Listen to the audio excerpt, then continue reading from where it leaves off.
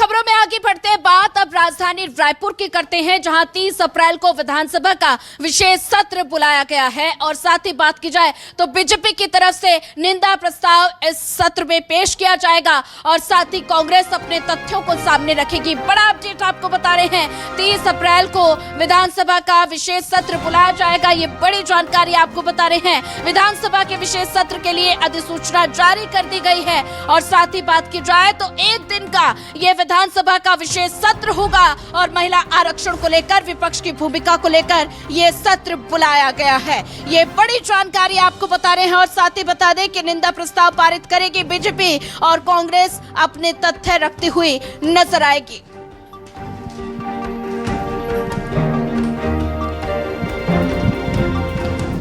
तो वहीं आपको बता दें कि बीजेपी की तरफ से लगातार इस मुद्दे को भुनाने की कोशिश की जा रही है और साथ ही कांग्रेस अपने तथ्य रखते हुए सत्र में नजर आएगी। और 30 अप्रैल को विधानसभा का विशेष सत्र, सरकार और विपक्ष के बीच में आप ग्राफिक्स के जरिए पूरा समझ सकते हैं मामला। महिला आरक्षण बिल के समर्थन में प्रदेश भर में पदयात्रा निकाली गई। कांग्रेस ने बीजेपी पर लोगों को गुमराह करने का आरोप लगाया है। तो आरोप प्रत्यारोप की जिक्र यहां पर किया गया है और साथ ही आपको बता दें, महिला आरक्षण को लेकर विपक्ष की भूमिका पर भी सवाल उठाए गए हैं। महिलाओं के मुद्दे पर सत्ता पक्ष राजनीति कर रहा है, विपक्ष की तरफ से यह कहा गया। तो 30 अप्रैल को विधानसभा का विशेष सत्र होने वाला है और साथ ही राजनीतिक माहौल गरमाने की उम्मीद नजर आ रही है।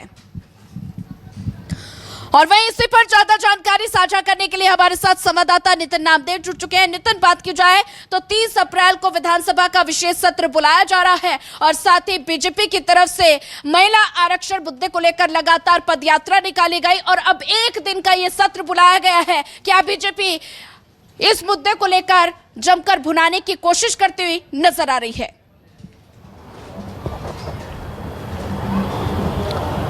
देखिए, निश्चित रूप से 30 तारीख को विधानसभा का विशेष सत्र बुलाया गया है और इस पूरे मामले में हम देख रहे हैं कि पिछले 8 से 10 दिन का वक्त बीत गया है।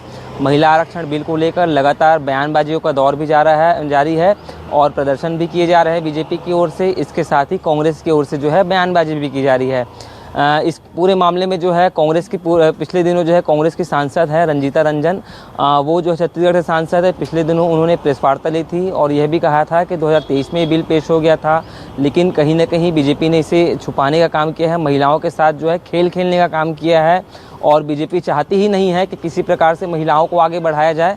ये कहना रंजीता रंजन का था। उन्होंने यह भी बताया कि छत्तीसगढ़ में सबसे ज़्यादा अगर महिलाओं की संख्याओं की बात की जाए तो सांसद में भी और इसके साथ ही विधायक में भी महिलाओं की संख्या ज़्यादा है। इसी दौरान हम देख रहे हैं कि छत्तीसगढ़ में बीजेपी लगातार इस पूरे टॉपिक को उठाते हुए नजर आ रही है।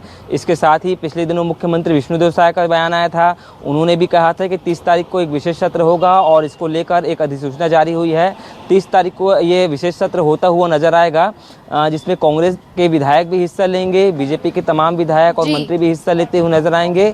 लेकिन सबसे बड़ी बात यह है कि 33% का जो मामला आया है सामने, उसके बाद से चाहे छत्तीसगढ़ हो, देश के अलग अलग जगहों में, चाहे प्रदर्शन के मामले में हो या फिर बयानबाजियों के मामले में हो, काफ़ी ये मामला तूल पकड़ता हुआ नजर आया है। और इसके साथ ही बीजेपी सबसे ज़्यादा इसमें एक्टिव नज़र आई है क्योंकि सदन में मुद्दा पेश हुआ था, ये जो बिल पेश हुआ था, लेकिन कहीं ना कहीं विपक्ष ने इसमें सपोर्ट नहीं किया, जिसके चलते जो है ये विपक्ष ये जो बिल है वो कहीं ना कहीं पास नहीं हो पाया। इसी की वजह से बीजेपी लगातार पूरे देश में जो है इसको लेकर प्रदर्शन कर रही है। लेकिन सबसे बड़ी बात यह है कि इससे घाटा हो सकता है कि आने वाले समय में कांग्रेस को होता हुआ नजर आए। ये कहना बीजेपी का है। उनका कहना है कि चुनाव में हो चाहे किसी भी प्रकार से हो, अभियान के रूप में जो है बीजेपी इस पूरे मामले को लेकर आम जनता के बीच में जाएगी। लगातार अभियान के मामले से और प्रदर्शन के मामले से लोगों को समझाते हुए नजर आएगी और बताएगी कि इस प्रकार से कांग्रेस ने महिला आरक्षण में सपोर्ट नहीं किया है। तो देखिए, फिलहाल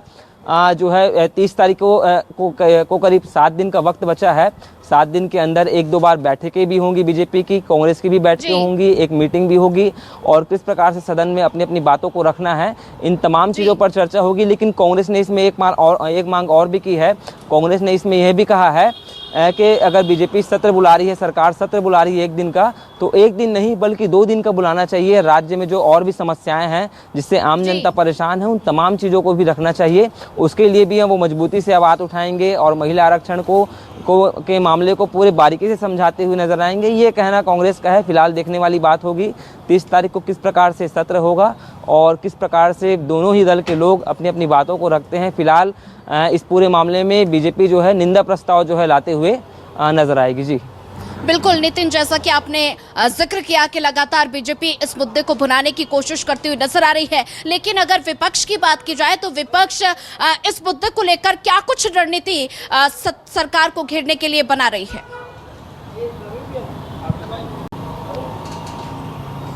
देखिए, एक जानकारी आपको बताएंगे कि जब से ये महिला आरक्षण का बिल सामने आया है, महिला आरक्षण का बिल का सपोर्ट जो है कांग्रेस ने नहीं किया है, जिसके बाद से बीजेपी लगातार इस पूरे मामले को लेकर, चाहे कार्टून वार हो, पुतला दहन के माध्यम से हो, प्रदर्शन के माध्यम से हो या फिर सड़क की लड़ाई हो, अलग अलग तरीके से अभियान के रूप में जो है बीजेपी इसको भुनाने का काम कर रही है। इसके साथ ही कांग्रेस की भी खासा तैयारी इसमें है। पिछले दिनों जो नेता प्रतिपक्ष हैं चरणदास महंत, उन्होंने भी कहा है कि बीजेपी जो है अगर सदन में 30 तारीख को लेकर अगर सत्र बुला रही है तो एक नहीं बल्कि 2 दिन का सत्र बुलाए। पहले सत्र में वो तमाम चीज़ों को सामने रखेंगे, किस प्रकार से कांग्रेस ने भी इस 33% आरक्षण वाले मामले में कितना सपोर्ट किया है। 2023 में मुद्दा पास हो चुका है, ये बिल पास हो चुका है, लेकिन बीजेपी इस पे कैसे खेल रही है, इन तमाम चीज़ों को कांग्रेस के जो विधायक हैं वो सदन में रखते हुए नजर आएंगे। इसके साथ ही बीजेपी के तो तमाम नेता हैं, उनका कहना है, खासकर मुख्यमंत्री विष्णुदेव साय ने भी यह बयान दिया है कि कांग्रेस चाहती ही नहीं है छत्तीसगढ़ में महिलाओं को आगे बढ़ाना। चाहे छत्तीसगढ़ में विधायकों की सीट के मामले में बात हो, पंचायत में हो या फिर नगर निगम के चुनाव में हो, अलग अलग तरीके से बयानबाजी का दौर जारी है। फिलहाल 30 तारीख को एक अधिसूचना जारी हुई है, उसमें सत्र होगा। सत्र में देखने वाली बात होगी दोनों ही दल के लोग जो है नजर बना के रखिए, आगे भी आपसे अपडेट लेते हैं खबरों में।